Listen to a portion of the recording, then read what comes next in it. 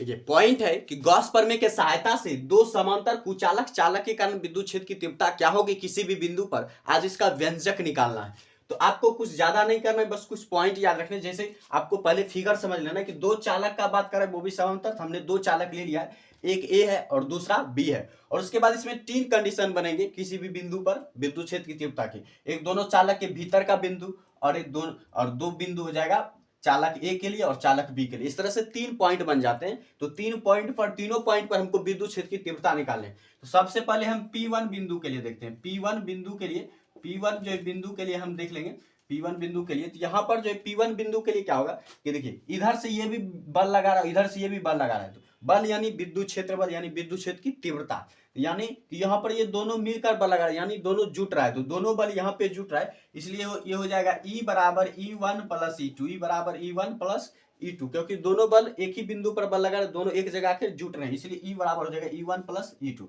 तो समतल जो चालक है, जैसे ये दोनों चालक है, तो एक चालक के लिए अगर बात करें कि किसी भी समतल चालक के कारण विद्युत क्षेत्र की तीव्रता कितनी होती, तो E बराबर होता है सिग्मा बाय 2 एप्सिलॉन। E बराबर E by sigma bye 2 epsilon. Sigma क्या है, तो आवेश का क्षेत्रीय घनत्व है। तो इस तरह से E बराबर हो जाता है सिग्मा बाय 2 एप्सिलॉन, और सिग्मा बाय 2 एप्सिलॉन, तो इसलिए E बराबर जो यहाँ पर हो जाएगा, और चूंकि जो सब चालक एक ही है, इस पर जितना आवेश उस पर भी इतना ही आवेश है, क्योंकि ये प्रेरण की घटना को दर्शा रहा है। तो इसलिए E बराबर जो जाएगा sigma bye 2 epsilon, sigma bye 2 epsilon plus sigma bye 2 epsilon. इस तरह से ये जो sigma bye 2 epsilon, sigma bye 2 epsilon, ये हो जाएगा 2 सिग्मा बाय 2 एप्सिलॉन। यहाँ पर 2 खत्म हो जाएगा और हमारे पास बचेगा सिग्मा बाय एप्सिलॉन।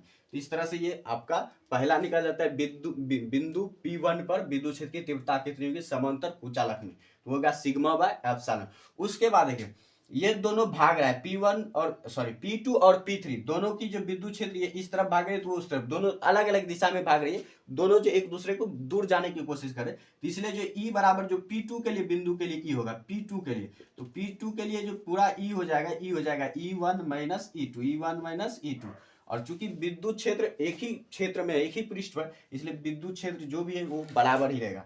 इसलिए E1 और E2 बराबर है, जहां आपने देखा ये बराबर है, E1 E2 बराबर है, इसलिए ये कैंसिल हो जाएगा और हमारे पास आंसर आ जाएगा 0।